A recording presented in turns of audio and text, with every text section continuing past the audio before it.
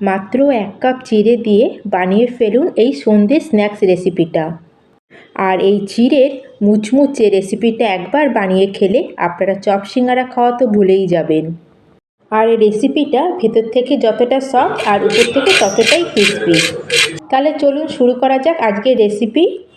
আর এই রেসিপিটা বানানোর জন্য এখানে আমি ছোটো বাটির 1 বাটি নিয়েছি চিড়ে। আপনাদের দরকার অনুযায়ী আপনারা চিড়ের কোয়ান্টিটিটা কম বেশি করে নিতে পারেন। এখানে আমি মিডিয়াম লেন্থের চিড়ে নিয়েছি। আপনাদের কাছে পাতলা চিড়ে হোক বা মোটা চিড়ে, যেটা আপনাদের কাছে থাকবে আপনারা সেটাই নেবেন। প্রথমে আমরা চিড়েগুলোকে একটা বড় বাটির মধ্যে নিয়ে নেব। আর আপনারা জানেন চিড়ের মধ্যে অনেকটাই নোংরা থাকে আর অনেক ডাস্ট থাকে, তার জন্য আমরা চিড়েটাকে 2-3 বার ভালো করে জল দিয়ে ধুয়ে নিয়ে আসব। আর চিড়েটাকে ভালো করে ধোবার পরে চিড়ের মধ্যে যে এক্সট্রা জলটা থাকবে সেটা আমরা পুরো বার করে দেবো। আর এখানে আমি চিড়েটাকে ভালো করে ধুয়ে জলটা ফেলে চিড়েটাকে নিয়ে চলে এসেছি।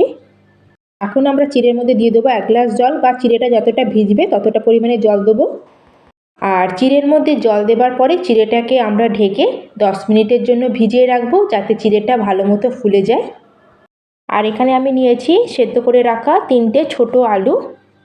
আর আপনারা যদি একটা বড় সাইজের আলু নেন তাহলে 1 বাটি চিড়ের জন্য একটা আলুই পারফেক্ট হবে। আর এখানে আমি একটা ছোট হোলওয়ালা গ্রেটার নিয়ে নিয়েছি। আর এই গ্রেটারে করে আমি সেদ্ধ করে রাখা আলুগুলোকে পুরো গ্রেট করে নেব।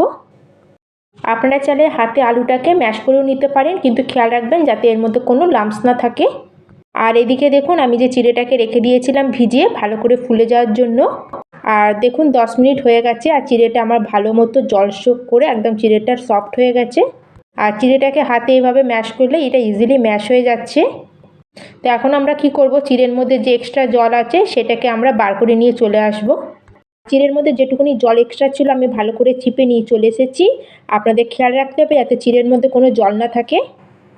আর এখন আমরা কি করব, যে গ্রেট করে রেখেছিলাম আলু সেদ্ধটাকে সেটাকে পুরো এর মধ্যে অ্যাড করে দেবো। আর চিড়ের মধ্যে আলুর কোয়ান্টিটিটা এর থেকে বেশি নেবেন না, তাহলে কিন্তু শেপ দিতে আমাদের অসুবিধা হবে। এবার আমি এখানে দিয়ে দেবো স্বাদ অনুযায়ী নুন, বা 1/2 চামচ মতো নুন অ্যাড করলাম। আর কালারের জন্য এখানে আমি দিয়ে দিলাম 1/4 চামচ মতো হলুদ, আর দিয়ে দিলাম 1/2 চামচ মতো লঙ্কা গুঁড়ো। আর তার সাথে এখানে অ্যাড করে দিলাম আমি 1/2 চামচ মতো ভাজা জিরে পাউডার।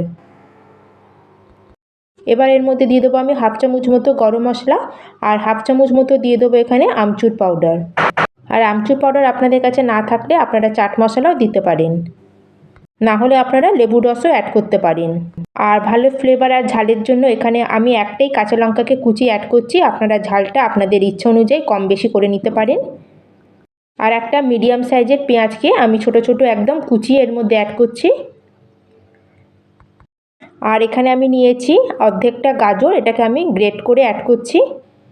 আপনারা চাইলে গাজরটাকে ছোট ছোট টুকরো করে কেটেও অ্যাড করতে পারেন।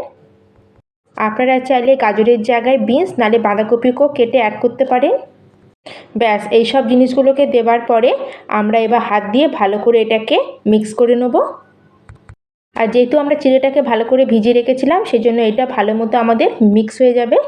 আর এই দেখুন এটাকে ভালো করে মিক্স করে নিয়েছি। এবার হাতে এটা বাইন্ডিং করলে আলুটাকে ভালো করে আমি মিক্স করার পরে এইভাবে একটু যদি আলুর মিশ্রণ নিয়ে হাতে যদি এইভাবে আমি একটা শেপ তৈরি করি, কত সুন্দর একটা আমার শেপ তৈরি হয়ে যাচ্ছে। তার মানে আপনারা জানবেন যে এটা আমাদের একদম পারফেক্ট আছে। আর আপনারা আপনাদের ইচ্ছা অনুযায়ী যে কোনো শেপ দিয়ে দিতে পারেন, কিন্তু আজকে আমি এটা রেক্ট্যাঙ্গেল শেপ দেবো। আর তার জন্য আমি পুরো আলু আর চিড়ের যে ডোটা ছিল সেটাকে একটা প্লেটের মধ্যে নিয়ে নিয়েছি। তারপরে আমরা হাতে করে এই আলু আর চিড়ের মিশ্রণটাকে একটুখানি প্রেস করে এভাবে একটু ফ্ল্যাট করে এটাকে আমরা স্কোয়ার শেপ দিয়ে দেবো। আর এইভাবে স্কোয়ার শেপ দেওয়ার পরে আমরা ছুরি দিয়ে এটাকে কেটে নেব। আর ভিডিওতে আমি যেরকমভাবে আপনাদের দেখাচ্ছি ঠিক এরকমভাবে আপনারা কেটে নেবেন। আর যদি ছুরির মধ্যে কিছু লেগে যায় তার জন্য ছুরির গায়ে একটু তেল লাগিয়ে নেবেন, তারপরে কাটবেন, দেখবেন ছুরিটা পুরো একদম ক্লিন থাকবে।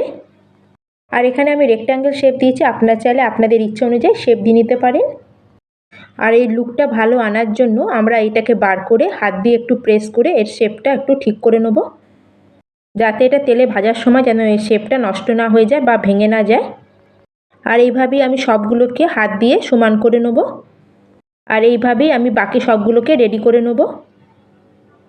এবার আমাদের স্ন্যাক্সটাকে আর একটু ক্রিস্পি বানানোর জন্য একটা আমরা ব্যাটার রেডি করে নেব। তার জন্য এখানে আমি একটা মিক্সিং বাউল নিয়েছি, তার মধ্যে আমি এখানে অ্যাড করে দিচ্ছি 4 চামচ মতো কর্নফ্লাওয়ার। আর আপনাদের কাছে কর্নফ্লাওয়ার না থাকলে আপনারা কর্নফ্লাওয়ারের জায়গায় ময়দাও দিতে পারেন বা আটা, না হলে বেসন দিতে পারেন। এখন আমি এই কর্নফ্লাওয়ারের মধ্যে দিয়ে দেবো 1/4 চামচ মতো কালো জিরে আর 1 পিঞ্চ মতো এখানে আমি সামান্য নুন দিলাম। আর দিয়ে দেবো কিছুটা কুচানো ধনেপাতা, আর তার সাথে 1/2 চামচ মতো কসুরি মেথি, আর 1/2 চামচ মতো দিয়ে দেবো রেড চিলি ফ্লেক্স। তাহলে আপনারা শুকনো লঙ্কাকে একটু কুচিও এর মধ্যে অ্যাড করতে পারেন। প্রথমে আমরা সব শুকনো উপকরণগুলোকে ভালো করে মিশিয়ে নেবো। এবার অল্প অল্প জল দিয়ে আমরা একটা ব্যাটার রেডি করে নেব। আর একসাথে এখানে বেশি জল অ্যাড করবেন না, তাহলে লাম্পস পড়া শুরু হয়ে যাবে। সেই জন্য এখানে অল্প অল্প জল দিয়ে আমরা এটাকে মিক্স করে নেব। আর এখানে দেখুন আমি এটাকে ভালো করে মিশিয়ে নিয়েছি। আপনারা এর কনসিস্টেন্সিটা ঠিক এরকমই রাখবেন, বেশি পাতলাও করবেন না আবার বেশি মোটাও হবে না। এবার আমরা কি করব, আমরা যে চিড়ের জলখাবারগুলো বানিয়ে রেখেছিলাম সেগুলোকে এখন কর্নফ্লাওয়ারের ব্যাটারের মধ্যে ডিপ করে দেবো। আর এইভাবে চামচে করে ব্যাটারটাকে এর উপরে দিয়ে এটাকে ভালো মতো কোট করে আমরা এটা গরম তেলের মধ্যে এগুলোকে ফ্রাই করে নেব। আর এগুলোকে ফ্রাই করার জন্য গ্যাসে আমি আগে থেকেই তেল গরম হতে বসিয়ে দিয়েছিলাম। আর তেলটা ভালো মতো গরম হলে এক এক করে আমরা চিড়ের চপগুলোকে ব্যাটারের মধ্যে ডিপ করব, আর আমরা এক এক করে তেলের মধ্যে ছাড়তে থাকবো। আর একসাথে যতগুলো আমাদের হবে কড়াইতে ধরবে ততগুলোই আমরা দেবো, তার থেকে বেশি এখানে দেবো না। আর গ্যাসের ফ্লেমটাকে হাইতে করে প্রথমে আমরা এক সাইডগুলোকে ভালো করে গোল্ডেন হওয়া পর্যন্ত ছেড়ে দেবো। তারপর একদিকটা ভালো মতো গোল্ডেন কালার হয়ে গেলে আমরা এটাকে উল্টে আর এক পিঠটা ভালো করে গোল্ডেন কালার হওয়া পর্যন্ত ভেজে নেব।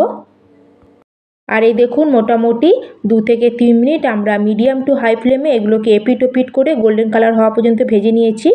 আর এই আমার চিড়ের চপগুলো সুন্দর একটা গোল্ডেন কালার চলে এসেছে। এখন আমরা ভালো করে তেল ঝরিয়ে আমরা এগুলোকে তেল থেকে বার করে নেব। আর একটা প্লেটের মধ্যে আমরা এটা সার্ভ করে নেব। ঠিক একই রকম প্রসেসে আমি বাকি চিড়ের চপগুলোকেও রেডি করে নেব। আর আপনারা আবার শুনেই বুঝতে পারছেন এটা কতটা ক্রিস্পি তৈরি হয়েছে।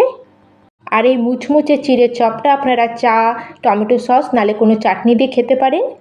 তাহলে আজকের আমার রেসিপিটা আপনাদের কেমন লাগলো অবশ্যই আমাকে কমেন্ট করে জানাবেন। ভালো লাগলে একটা ছোট্ট লাইক করে দেবেন, আর চ্যানেলে যদি নতুন বন্ধু হয়ে থাকেন চ্যানেলটিকে সাবস্ক্রাইব করে দেবেন। তাহলে আজকের মতো আমি এখানেই শেষ করলাম। ধন্যবাদ।